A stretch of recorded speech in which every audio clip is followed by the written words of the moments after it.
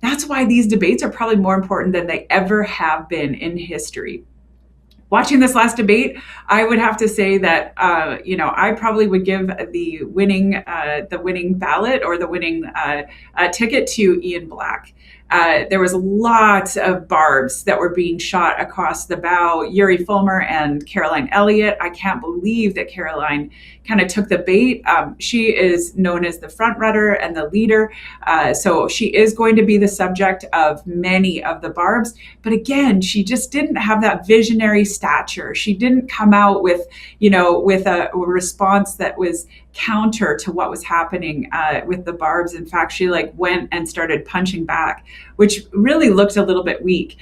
Carrie Lynn Finlay had some zingers. Absolutely, she's sharp-witted and tongued, but not anything that was really remarkable. And when all of this is all this sparring is going on, for Iain Black to come in and say, I think that the real enemy is the NDP, and, basically to a roar of applause, and it was the mic drop moment.